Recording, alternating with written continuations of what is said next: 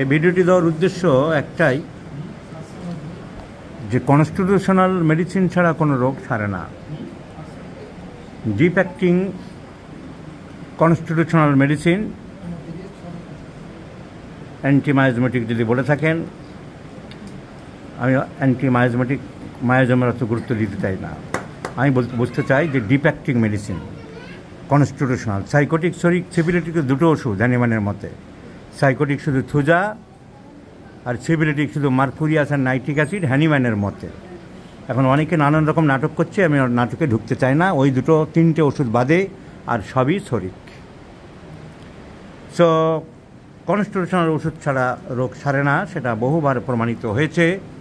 আর একবার প্রমাণ করে দিচ্ছি, দিস পেশেন্টটি চিলি, শীত বেশি, ঘুম হচ্ছে না, the complaint is constipation, insomnia, এ সমস্ত আছে।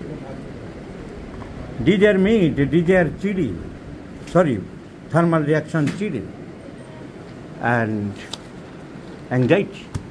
anxiety prevailing, hypertension. So all these symptoms to me T-occidental. আগে দেখিয়েছে 2 বছর একজন হোমিওপ্যাথিক চিকিৎসককে, আমাদেরই জানাশোনা। আমরা দেখব তিনি কি ওষুধপত্র দিয়েছেন। ডক্টর সরকার ওনার কাছে অনেক দিন দেখিয়েছে, ওই তো সিমটম মিলছে, চিলি পেশেন্ট ঠিকই লিখেছে, কিন্তু মেডিসিন কি আসলো আমরা দেখলাম মেডিসিন এসেছে। উনি প্রেসক্রিপশান দিয়েছেন ক্লাবমাস 200 1M 10M। রোগী ইম্প্রুভ হয়নি, তাই রোগী এসেছে। তাই আমি দেখাচ্ছি যে কনস্টিটিউশনাল ওষুধ ছাড়া রোগ ছাড়ে কি না। গ্লাইকোটেনাম, silicea 10M, nyctanthes mother tincture 1X, cascara sagrada constipation মানে ক্যাসকারাস্যাক, এই ধরনের প্রেসক্রিপশনগুলো আমি সাধারণত অ্যাভয়েড করি। তার কারণ ক্যাসকারাস্যাক একটা ওষুধ যা কিনা শুধু কনস্টিপেশনে আগে অ্যালোপ্যাথিক ডাক্তাররা ব্যবহার করতো। I do like to treat the patient homeopathically, dynamically, symptomatically, constitutionally, in the holistic way, in the totality way. So I do not like those prescriptions. কেন ইমপ্রুভ হয়নি সেই জন্য আমি দেখার জন্যে এটা দেখতে চাইছি। পয়জন নাট, ইগনেশিয়া, অ্যাসিড ফস, মেডোরিনাম। তো চিকিৎসক তার নিজের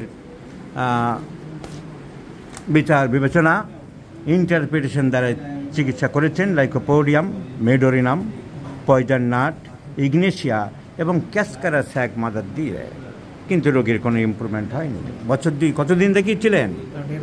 1.5 বছর। কোনো উপকার তুমি পাওনি বললে? কোনো উপকার কিছু পাইনি। এবার দেখা যাক, আমার কাছে মনে হচ্ছে to me the selection is Causticum, because আমি সাধারণত কনস্টিটিউশনাল ডিপ অ্যাক্টিং মেডিসিনগুলোকে পছন্দ করি। প্রত্যেকটা চিকিৎসক তার নিজের বিদ্যা বুদ্ধি দিয়ে বিভিন্ন রকম প্রেসক্রিপশান করতে পারেন। কেউ ক্যাসকারাস্যাক কনস্টিপেশন মানে ক্যাসকারাস্যাক দিতেই পারে, কিন্তু that is not the right way for homeopathic treatment. এই তো ক্যাসকারাস্যাক 3 লাইন 4 লাইন আছে, introduced as a palliative for constipation নন হোমিওপ্যাথিক্যালি।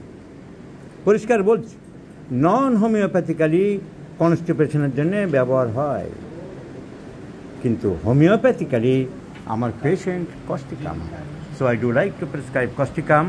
আমরা পড়াবো হোমিওপ্যাথিক কলেজে, ম্যাথমেটিকা টিচার হব, আর কনস্টিটিউশনাল কস্টিকাম বাদ দিয়ে ক্যাসকারাস্যাক মাদার দেব, তাহলে তো আত্মপ্রবঞ্চনা করা হবে।